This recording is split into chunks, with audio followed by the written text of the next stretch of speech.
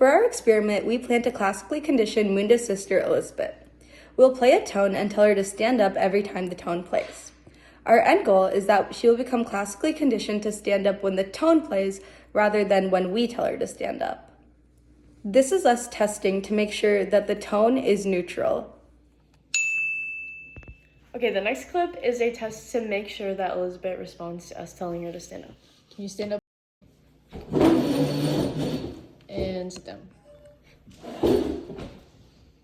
This is us connecting the tone with Munda telling Elizabeth to stand up, to have the response of Elizabeth standing up. Okay.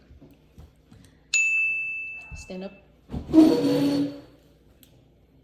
Sit down.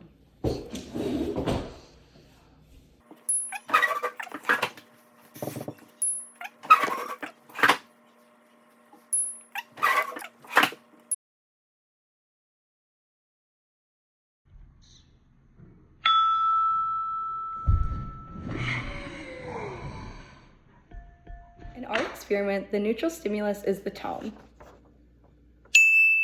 Our unconditioned stimulus is telling Elizabeth to stand up. Our conditioned response is the action of Elizabeth standing up after being told to stand up, which is the unconditioned stimulus. After conditioning, our conditioned stimulus is the tone. After conditioning, our conditioned response is Elizabeth standing up in response to the tone.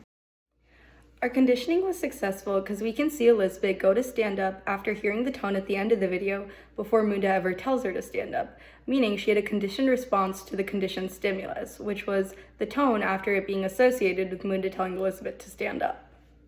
One thing that may have affected our experiment is Elizabeth could have used a different predictor. For example, the physical motion of me going to play the sound.